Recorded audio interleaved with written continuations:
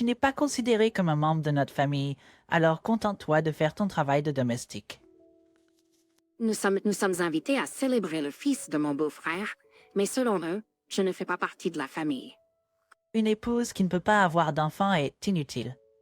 Ce n'est pas la première fois que ma belle-mère me condamne pour ne pas pouvoir avoir d'enfant. Mais il y aura un fait surprenant. Je suis Camille, 30 ans. Je continue à travailler au même endroit, même après mon mariage. C'est New 33 ans. Nous sommes mariés depuis 4 ans, mais pas d'enfant. Nous n'avons pas activement essayé d'avoir un bébé. Nous avons pensé en avoir un, mais nous n'avons pas pu. Faux. Nous avons consulté une clinique de fertilité pour voir s'il y avait un problème. En résultat, mon mari a un problème et il est difficile de me rendre enceinte. Mon mari m'a supplié de ne pas dire à sa famille que c'est lui la cause. Nous avons discuté plusieurs fois de ce que nous allions faire, puis nous avons décidé de laisser les choses se faire naturellement. Mais les chances sont minces, voire nulles, donc il y a de fortes chances que ce soit seulement nous deux. Nous avons deviné qu'un jour, il pourrait demander la cause et les raisons, ou si nous avons déjà consulté un médecin pour de l'aide. Nous avons décidé que lorsque cela arriverait, nous réfléchirions à quoi dire. Mais je ne savais pas que cette décision me conduirait en enfer. Ma belle-mère, la cinquantaine, pense que c'est moi qui ai un problème d'infertilité. Elle s'immisce en disant que je devrais arrêter de travailler pour me concentrer sur avoir un bébé, ou même des sujets très privés, comme si je refusais d'avoir des relations sexuelles avec lui, etc. Quand elle s'est lassée de s'immiscer dans ma vie privée, elle a commencé à me critiquer. Elle m'a envoyé des messages sur les réseaux sociaux en disant « Tu es le problème, tu ne peux pas avoir d'enfant, tu es inutile en tant que femme, tu humilies mon fils, etc. » Au début, je répondais à chaque message, mais il y en a eu trop pour que je puisse répondre. Quand je ne pouvais plus répondre à chaque message, elle a commencé à m'appeler. Elle dit toujours la même chose, mais je pouvais sentir dans sa voix et son ton qu'elle avait de mauvaises intentions. Elle m'appelle quand mon mari n'est pas à la maison. Ce n'est pas aussi fréquent que les messages sur les réseaux sociaux, mais ça me dérange d'entendre sa voix dans ma tête après avoir accroché. Néanmoins, je ne la vois que 2 fois par an, donc j'ai choisi de supporter cela. Mais petit à petit, mon corps a commencé à montrer que le stress me dévorait. Un jour, le fils de mon beau-frère a remporté le premier prix d'un concours d'art. Ils ont organisé un rassemblement pour célébrer ça chez mes beaux-parents. Tous les membres de la famille y participeront, donc nous devons y aller aussi. Il faut 2 heures pour conduire jusqu'à chez eux. C'est très difficile pour moi de rester dans la voiture pendant 2 heures, car j'ai des douleurs partout dans mon corps ces derniers temps. De plus, je veux pas la voir. Je n'ai pas envie d'y aller si j'ai le choix. J'ai de bonnes relations avec mes beaux-frères et mon mari, et j'aime beaucoup leur fils Nick. Si nous nous relayons pour conduire, moi je quand même y arriver. Mais mon mari devait travailler ce jour-là, donc nous ne pouvions pas y aller ensemble.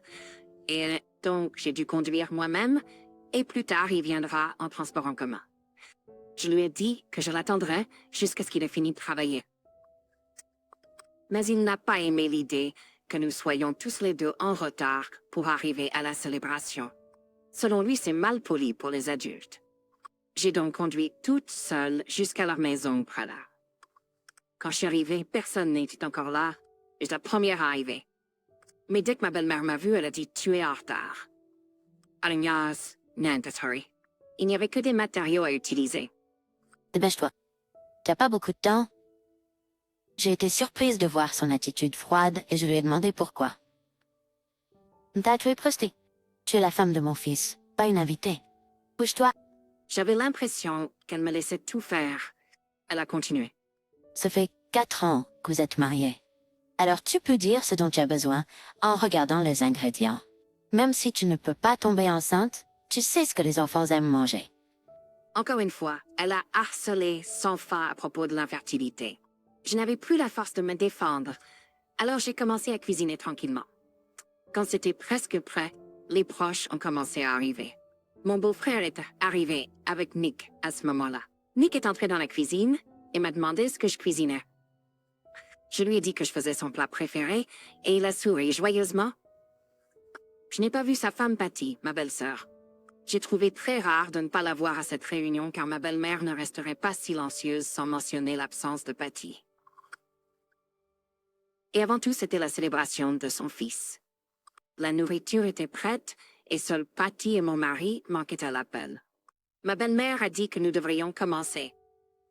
Sans hésitation, j'ai essayé de m'asseoir sur la chaise vide. Pour m'asseoir sur la chaise vide, mais ma belle-mère a interrompu.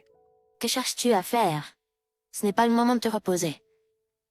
Tu dois nous servir, t'assurer que la nourriture et les boissons sont suffisantes sur la table. Je dois vérifier que tout va bien. Et je devais faire d'autres assiettes comme ils l'ont demandé et apporter le dessert au meilleur moment. Il a un dessert. Est-ce qu'elle s'attend à ce que je les fasse? Pour faire n'importe quel dessert, il faut beaucoup d'étapes et de préparation. Dois-je le faire maintenant? Ne me dis pas que tu ne les as pas préparés. Quelle épouse inutile es-tu? Je dois continuer à écouter et à obéir à elle, car si je ne le fais pas, elle va sûrement dire à tout le monde ici que je suis infertile. Je suis retournée à la cuisine pendant que je faisais le dessert. J'ai cuisiné des plats supplémentaires et servi les boissons à table. Quelques parentes ont remarqué que je suis la seule à m'occuper d'elles, en allant et en venant. Elles ont offert de m'aider, mais ma belle-mère les a aidées. Ne t'en fais pas pour elle. Laisse-la faire. Elle doit être utile, au moins, pour quelque chose. Que voulez-vous dire? D'autres parents ont demandé. Eh bien, n'es-tu pas d'accord qu'une femme qui ne peut pas tomber enceinte est sans valeur? Pendant un moment, le silence a dominé et sa voix atteint clairement tout le monde. La belle-fille qui ne peut pas avoir de bébé ne fait pas partie de la famille. Elle est un parasite sans valeur. Je sais que je ne peux pas me défendre ou faire un scandale. Je me suis retenue de lui répondre, mais inconsciemment, je la regardais fixement. Oh mon Dieu, ne me regarde pas comme ça. Je dis juste la vérité. Camille, tu es la seule qui m'aime pas tomber enceinte parmi toutes mes parentes. Sans valeur et inutile. Elle a ri. Une des parentes a compris le désordre et a emmené le petit-neveu dans l'autre pièce. Je ne me battrai pas devant l'enfant, mais je le ferai seulement dans la galerie des adultes. Oui, je le suis. Mon il est entré dans la pièce en pensant que tout le monde s'amusait bien. Mais au lieu de cela, une atmosphère sombre dominait toute la pièce. Évidemment, il a remarqué que quelque chose n'allait pas. Il m'a demandé à voix basse, qu'est-ce qui se passe? Je lui ai raconté exactement ce que sa mère m'avait dit et fait. Personne n'a rien dit. Ils ont tous été témoins de tout le drame. Et tout le monde sait que je ne mens pas. Après avoir écouté l'histoire, il se tiendra à mes côtés, en espérant qu'il expliquera la vraie raison de son infidélité en disant que c'est lui le problème. Après avoir entendu ce qui s'est passé, il s'est vraiment mis en colère contre sa mère. Je vais dire qu'elle voulait être chose, même, mais n'est-ce pas intention de répondre à son fils? J'attendais qu'elle se taise pendant un moment. Cependant, les paroles de mon mari m'ont trahi. Il a chuchoté pour que je sois la seule à entendre. Quoi qu'il en soit, c'est un fait que tu es infertile. Donc, elle ne peut pas avoir de bébé avec mon sang. Tu dois avoir plus de comparaison avec elle. Quel idiot. Oui, il est vrai qu'il y a un problème avec ma capacité à tomber enceinte, mais c'est lui qui a le problème, pas moi. Il parlait comme si c'était le problème de quelqu'un d'autre. Je l'ai réfuté en chuchotant. Tu es la raison de mon infertilité. Hosey Pam. Pourquoi dois-je supporter ces accusations déraisonnables? Si tu vas de son côté, explique-les. Quel problème? Ça n'arrivera pas. Tu sais, en tant qu'homme, je dois avoir ma dignité. Tu comprends, n'est-ce pas? Tu as de l'expérience à travailler à l'extérieur. Tu connais la position des hommes. Il était en panique parlant d'une voix aiguë. De plus, la grossesse est le travail d'une femme. Tu ne remplis pas ton obligation en tant que femme. Donc ne me blâme pas seulement moi. C'était le plus stupide des boucs émissaires que j'ai jamais entendu. Cette fois, il l'a dit assez fort. Dès que ma belle-mère l'a entendu, elle s'est immiscée dans la conversation. Ne blâme pas mon fils. Quel genre de personne es-tu? Si impertinente et effrontée. Je n'ai jamais vu une belle fille comme toi avec autant de culot. Comme Elle m'a verbalement agressé comme s'il n'y avait pas de lendemain. Personne ne pouvait rien dire à ma belle-mère pendant qu'elle me harcelait. Mais soudain, mon beau-frère a parlé fort. Ça suffit. Jusqu'à ce moment-là, je pensais que mon beau-frère avait un caractère très calme et paisible, donc j'ai été vraiment surprise qu'il puisse crier comme ça. Toi, tu n'es pas satisfaite de blesser Patty. Tu fais la même chose à Camille. Tu as vu ce qui est arrivé à Patty, mais tu n'as rien appris jusqu'à présent. Je me demandais pourquoi Patty n'était pas venue aujourd'hui. Maintenant, je comprends complètement la situation.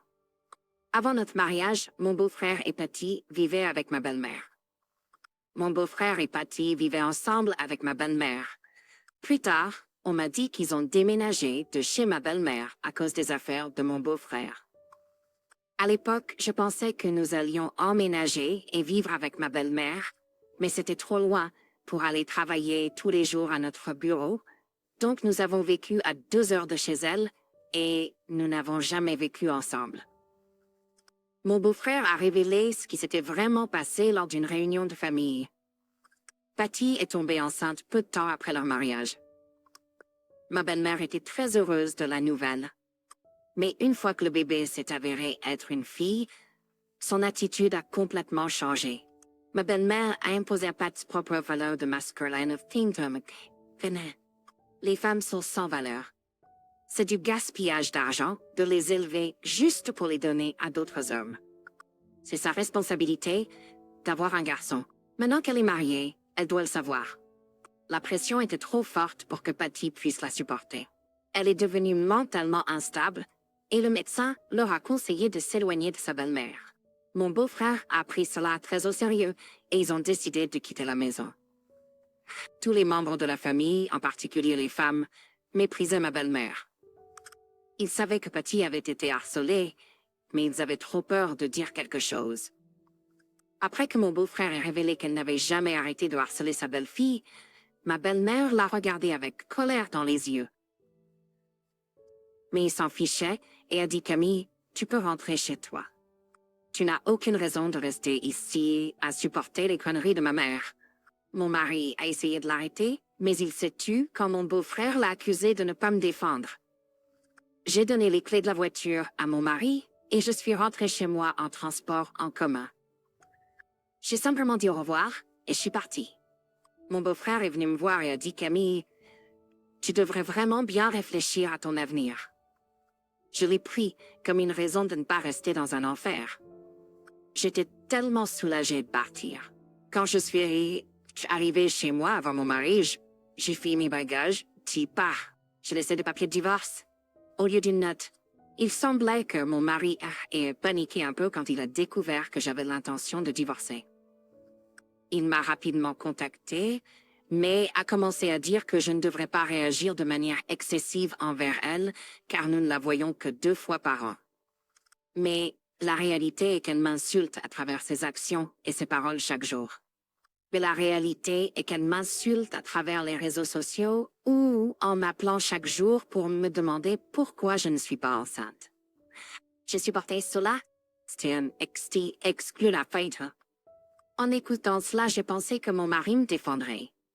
Au lieu de cela, il m'a plutôt blâmé et humilié avec sa mère. Il est possible que je continue à être avec lui d'être famille, mais je lui ai dit que mon esprit était déjà fixé et qu'il ne changerait jamais. Alors, s'il vous plaît, signez les papiers de divorce et apportez-les à l'avocat. Puis j'ai raccroché. Mon mari ne comprenait pas pourquoi je voulais obstinément divorcer. Il n'arrêtait pas d'appeler et d'envoyer des messages comme une radio inarrêtable. Bien sûr, je les ai tous ignorés. Il ne verra pas l'icône de lecture sur son message.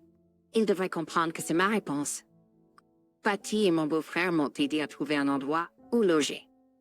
Ils m'ont également aidé pour beaucoup d'autres choses. Eux aussi ont mis fin à leur relation avec la belle-mère juste après la réunion. En même temps, ils ont arrêté d'envoyer de l'argent de soutien à leur mère. La belle-mère n'a pas de travail. Elle n'est pas assez âgée pour recevoir sa pension, donc ses fils la soutenaient en lui envoyant de l'argent régulièrement.